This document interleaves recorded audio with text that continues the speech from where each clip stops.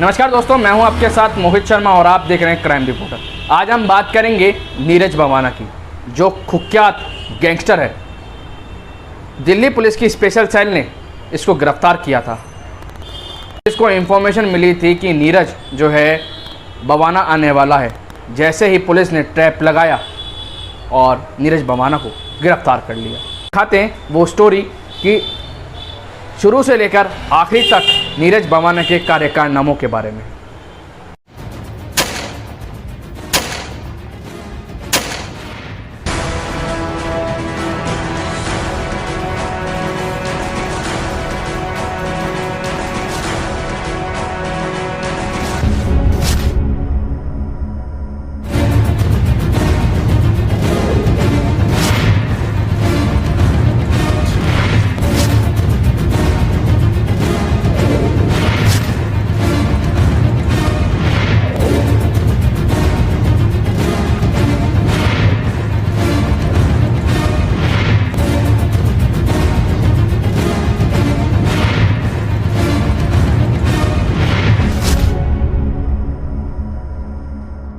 दिल्ली में एक जिला है नॉर्थ वेस्ट दिल्ली। उसी नॉर्थ वेस्ट दिल्ली में एक शहर है जिसका नाम है बवाना। उसी बवाना में 5 अगस्त 1988 को एक शख्स का जन्म हुआ जिसने 16 साल की उम्र में किताबों को छोड़कर बंदूकें थाम ली और अपने जुर्म की दुनिया का साम्राज्य कायम करने लगे।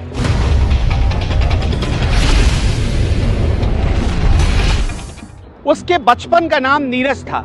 बचपन से उसने बस एक ही शौक पाला, लोगों से दुश्मनी मोल लेना और लोगों से झगड़े खरीदना। आगे चलकर उसका नाम पड़ गया नीरज बवाना। नीरज बवाना के खिलाफ देश के एक नहीं, 2 नहीं, बल्कि 4 राज्यों में 40 से ज्यादा मामले दर्ज हैं।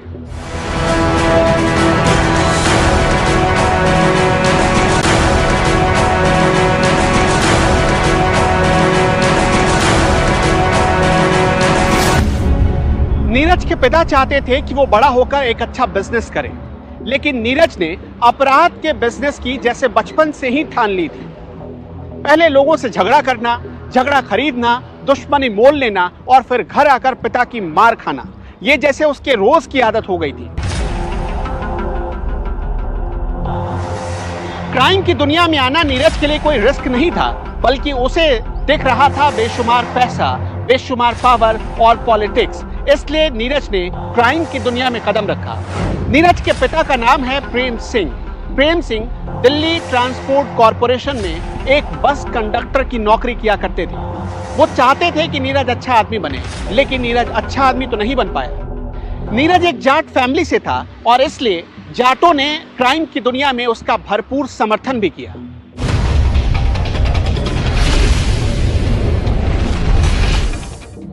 नीरज बवाना के बड़े भाई का नाम है पंकज शहरावत। सबसे पहले क्राइम की दुनिया में पंकज शहरावत ही कूदा। उसने साल 2004 में लूट, हत्या, डकैती जैसे संगीन मामलों को अंजाम दिया और उसके साथ साथ उसका भाई ठीक उसके पीछे पीछे चलता हुआ वो भी क्राइम की दुनिया में कूद पड़ा, जिसका नाम है नीरज बवाना। नीरज बवाना के बारे में एक और बात कही जाती है। साल 2004 में अपने भाई के साथ एक अपराध के मामले में उसे जेल हो गई। साल 2005 में वो फिर से जेल गया क्योंकि अवैध हथियार रखने के आरोप लगने लगे और वो पकड़ा गया।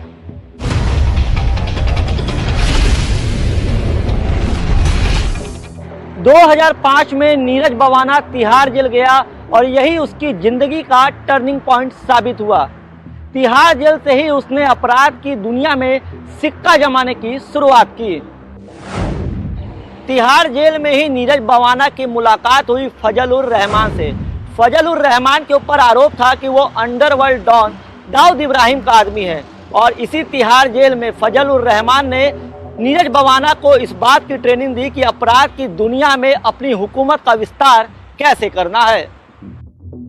नीरज बवाना फजल उर रहमान को अपनी जुर्म की दुनिया का गुरु मान चुका था। बदले में फजल उर रहमान ने नीरज बवाना को इस बात का भरोसा दिया था कि मैं तुमको क्राइम की दुनिया में एक्सटॉर्शन किंग बना दूंगा।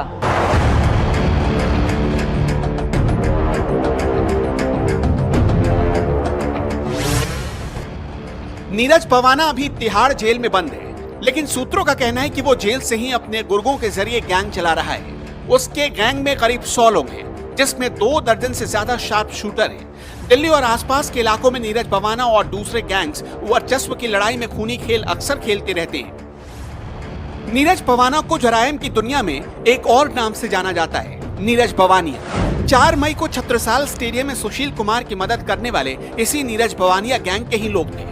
हत्याकांड के बाद पुलिस ने मौके पर से एक स्कॉर्पियो बरामद की, जिसका कनेक्शन नीरज भवाना के मामा से बताया जा रहा है। नीरज भवाना ने साल 2004 में अपराध की दुनिया में पहला कदम रखा। उसके बाद 2005 आते आते उसने नीतू दाबोदा गैंग के साथ हाथ मिला लिया। कहा जाता है कि उस वक्त तक इस गैंग ने अपराध की दुनिया में काफी नाम हासिल कर लिया था। नीतू दाबोदा गैंग का मुख्य काम होता था हत्या, लूट और डकैती की वारदातों को अंजाम देना। साल 2010 तक तो सब कुछ ठीक चलता रहा। तब तक नीरज भवाना अपराध की दुनिया में एक फ्रेशर की तरह था, लेकिन 2011 आते आते सूरत बदल गई। अपने खुद के हिस्सेदार नीतू दाबोदा गैंग के साथ नीरज भवाना ने रंजिश पाल ली और देखते ही देखते ये रंजिश खूनी रंजिश में बदल गई।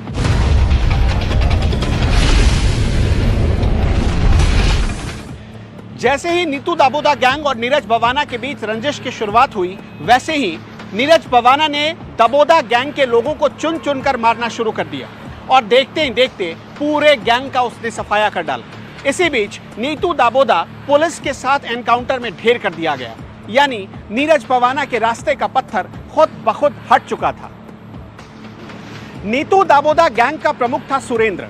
सुरेंद्र जैसे ही मारा गया, नीरज भवाना का एक छत्र राज हो गया। कहा जाता है उसके बाद क्राइम की दुनिया में नीरज भवाना दिन दोगुनी रात चौगुनी तरक्की करता चला गया। कहा तो यह भी जाता है कि उसके बाद नीरज भवाना ने हत्या, लूट, फिरौती, डकैती और अपहरण के मामले में एक नया कारोबार शुरू किया। वो जिस कारोबार पर उंगली रखता, समझिए मिट्टी सोना बन जाती थी।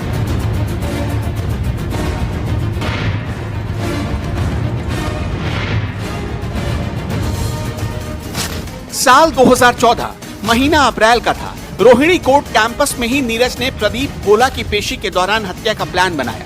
अदालत परिसर में 10 बदमाश मर्डर के लिए तैनात किए गए। सारे शूटर दाखिल भी हो गए, लेकिन पुलिस ने उन्हें पकड़ लिया।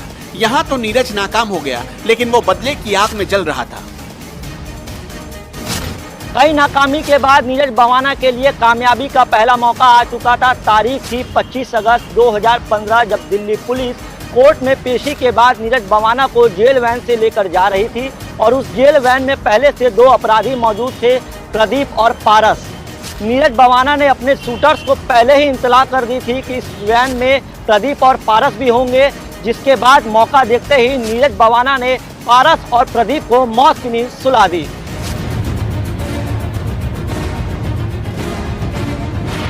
नीरज भवाना के लिए दूसरा मौका अप्रैल 2017 में आया, जब रोहिणी जेल के बाहर दाबोदा के खास राजेश धुरमुट को भी नीरज भवाना ने मरवा दिया। आप इस बात का अंदाजा लगाइए कि अप्रैल 2017 में जो रोहिणी जेल के बाद घटना हुई, उसमें किस तरीके से नीरज भवाना के शूटर्स काम कर रहे थे, क्योंकि नीरज भवाना 2015 से ही जेल के अंदर बंद था, लेकिन उसके शूटर्स लगातार बाहर जो है अपराध की दुनिया में नीरज भवाना का नाम फैला रहे थे और नीरज भवाना एक के बाद एक अपने जो भी दुश्मन थे उनको रास्ते से हटाता गया।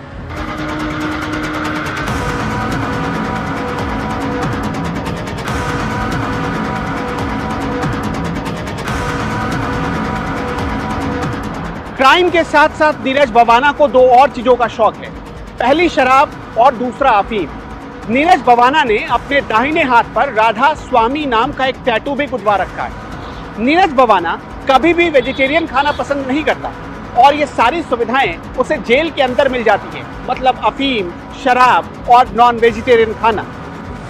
भवाना जितनी अच्छी हरियाणवी बोलता है, उतनी ही अच्छी हिंदी भी बोलता है और उतनी ही अच्छी अंग्रेजी भी बोल लेता है। साल 2015 में नीरज भवाना का बड़ा भाई और उसकी मां दोनों इंदिरा गांधी एयरपोर्ट पर अवैध हथियारों और कारतूस के साथ पकड़े गए। इन अवैध हथियारों और कारतूस को कोलकाता ले जाने की कोशिश कर रहे थे। साल 2019 में नीरज भवाना ने अपनी चचेरी बहन और उसके बॉयफ्रेंड अमित की हत्या करवाने की कोशिश की। इस कोशिश में अमित तो मारा गया, लेकिन नीरज भवाना की बहन बुरी तरह घायल हो गई। कहा जाता है कि नीरज भवाना दोनों के प्रेम प्रसंग से यानी दोनों के रिश्ते से काफी नाखुश था और इसलिए दोनों को मरवा देना चाहता था।